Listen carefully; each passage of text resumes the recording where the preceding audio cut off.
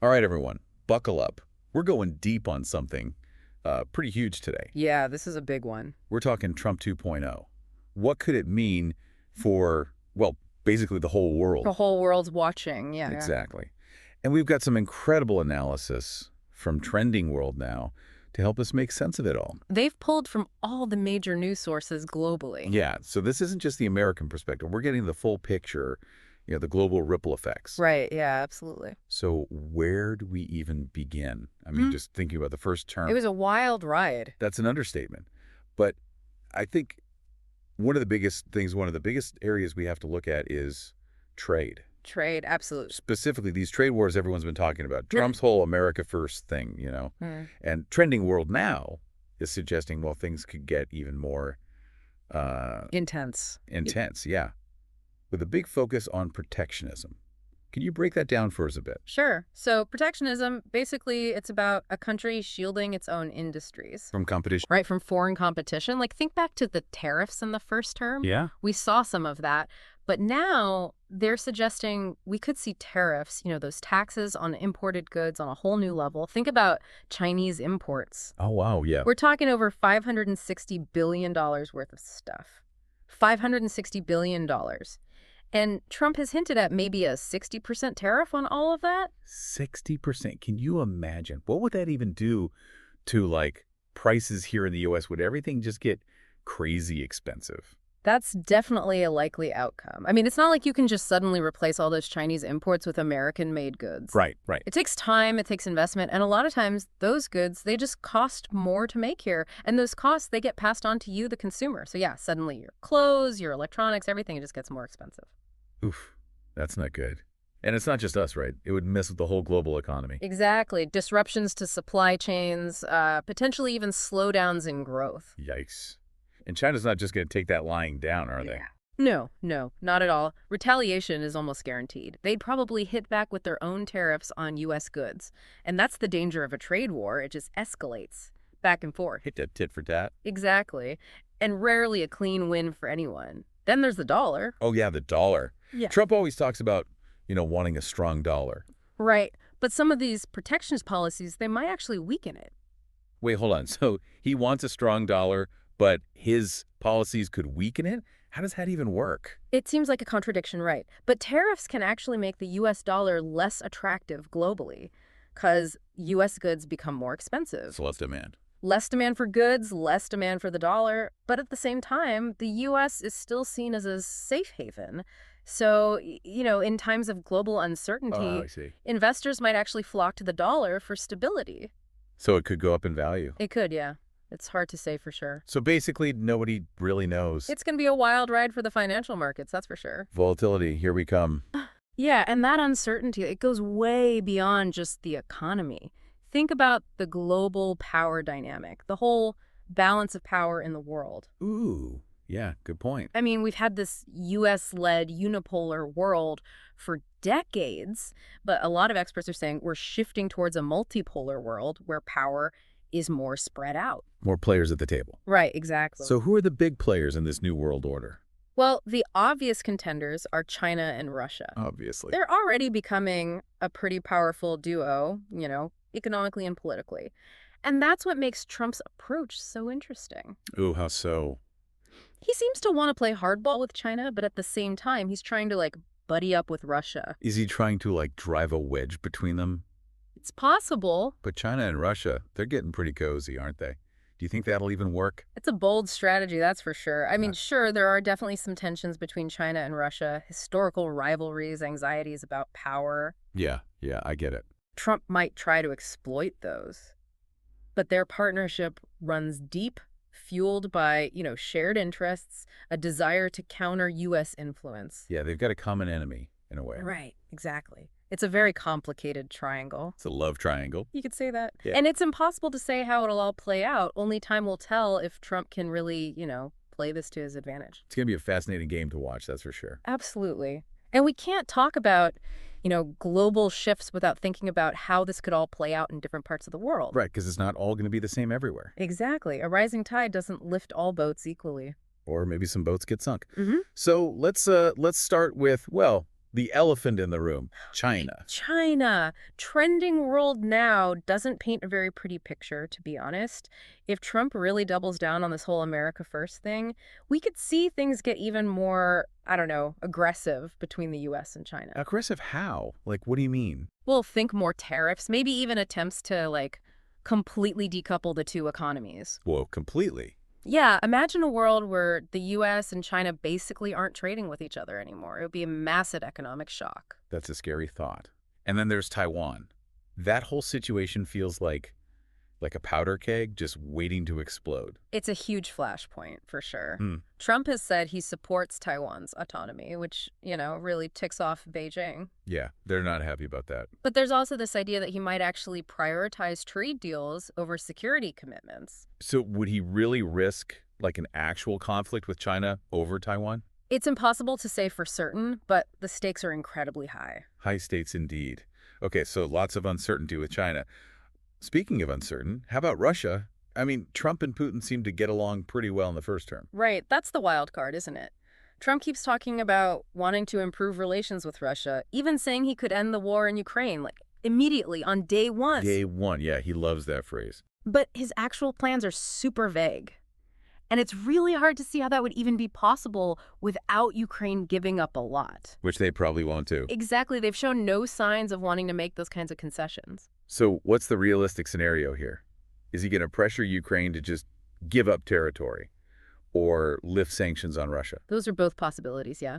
And they both come with huge implications. Yeah, I can imagine. I mean, giving up territory would be a major win for Putin, right? It would embolden him, maybe even encourage other authoritarian leaders to try the same thing. Oh, yeah, that's not good. And lifting sanctions without any real progress towards peace, that would be hugely controversial. It would probably alienate U.S. allies and send a message that aggression is okay. So not a lot of good options there. It sounds like a diplomatic nightmare, really. It is. It really is. It's like walking a tightrope with no safety net. Okay, so we've got potential powder kegs in China, in Russia. Yeah. What about Europe? They haven't exactly been Trump's biggest fan club. No, not really. And if he keeps going down this America First road, keeps criticizing NATO, Europe might just have to become more independent, whether they want to or not. Independent how? Well, they might have to boost their own defense spending, develop their own military capabilities, that sort of thing. Is that, like, a good thing or a bad thing? I mean, it seems like Europe should be able to defend itself, right? But shouldn't there be a united front? It's complicated. I mean, a more independent Europe could theoretically lead to a more balanced world, with Europe playing a more assertive role. Yeah, I could see that. But it really depends on whether Europe can actually get its act together, unify its defense, its foreign policy.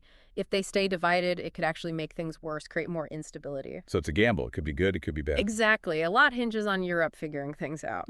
All right, let's move on to another big player, India.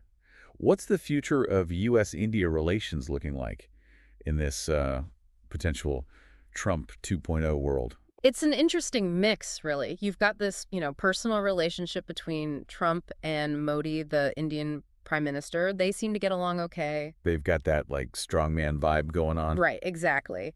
So that could lead to some cooperation, on things like defense, counterterrorism. Makes sense. But then you have those potential trade disputes and that whole H-1B visa issue, which is a big deal for India's tech sector. Right, yeah, I remember that. So the personal chemistry might be there, but those economic realities, they could easily cause some friction. So friends with benefits, maybe. But with the potential for some messy breakups. Something like that. Okay, how about Israel? Trump's been a huge supporter of Israel, but what could that look like in a second term? Yeah, that's a big one. I think we can probably expect more of the same, honestly. Unwavering support for Israel, maybe at the expense of, a balanced approach to the Israeli-Palestinian conflict. Right, which isn't great for peace in the region. Not really. It could mean more tension with Iran, further alienation of Palestinian leadership. It's hard to see how that helps anyone. Yeah, that's a tough one. Okay, last but not least, let's talk about Latin America. What's Trump's likely approach there? Well, if his first term is anything to go by, we could see more interventionist policies, potentially backing right-wing movements, undermining left-wing governments. Oh, so more of the same. Pretty much, and that could just make things more unstable in the region. Okay, so let's recap. We've got potential conflict maybe some weird realignments with China and Russia, Europe maybe stepping up, maybe not, India and Israel as partners, but with some baggage, and Latin America as well. A mess. Yeah, pretty much. Right. And that's just scratching the surface. Right. We haven't even talked about what all of this could mean for the U.S. itself domestically. Yeah, because what happens globally always comes back home, right? Yeah. What are some of the, like, economic risks for the U.S. under Trump 2.0? It's a lot to think about, right? All of these potential ripple effects. Yeah, it's kind of mind-blowing. We've gone around the world basically talking trade wars, global power shifts, China, Russia, Europe, the Middle East. It's a lot.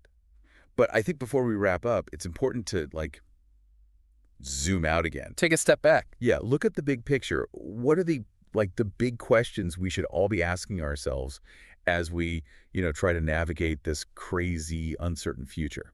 That's a great question. For me, I think the biggest one is this. Is Trump 2.0 ultimately a force for disruption?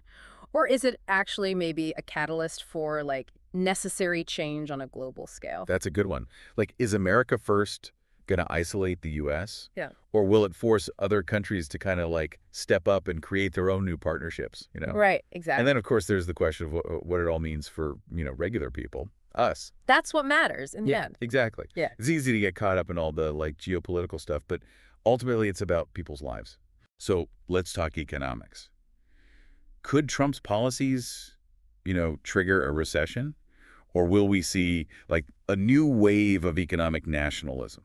The economic outlook is really tricky. I mean, on the one hand, protectionism, it can really backfire, like a full-blown trade war with China. Nobody wins. Right, it would hurt everyone. Higher prices, maybe even a recession.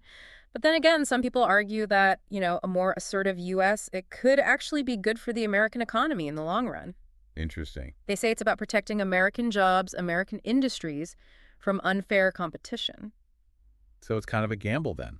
It is. No guarantees either way. And it's not just about the money. Right. There's also the question of global cooperation, all those big international institutions. Oh, yeah, like the WTO, the UN. Yeah, the Paris Agreement. Will they even be able to function, if this America First philosophy is still the driving force? That's a huge concern, honestly. I mean, we already saw Trump's skepticism of multilateralism weaken these institutions during his first term. Right. If he keeps going down that path, it could become a lot harder to address, like, global challenges, the things that need everyone to work together. Like climate change, pandemics. Exactly. Things like that. We could end up in a much more fragmented world where every country is just looking out for itself. Okay, that sounds pretty bleak. But is there any room for, like, optimism here? Could there be any, unexpected positive outcomes from a Trump 2.0? It's always possible, right? History is full of surprises. Maybe, just maybe, his willingness to shake things up, to challenge the status quo, it could actually force other countries to become more self-reliant. Interesting. Which could lead to a more balanced distribution of global power. Who knows? And maybe his, like, unconventional diplomacy, even if it seems chaotic, maybe it could actually open up new ways to talk, to cooperate that haven't worked before. Right. It's unlikely, but not impossible. So a little chaos could be a good thing. Maybe, just maybe. I mean, we really can't predict the future, right? But at least we can try to understand the potential consequences. Knowledge is power. Exactly. It's about being informed and asking the right questions. Well said. And on that note, I think we've reached the end of our deep dive into the potential global impact of Trump 2.0. Wow, what a ride. It has been quite a journey. Fascinating. A little bit scary at times. Definitely. But remember, the future isn't set in stone, right? We all have a part to play in shaping the world we want to live in. That's a great point. So stay curious, stay informed, and keep asking those tough questions. Thanks for joining us, everyone. Until next time, keep diving deep.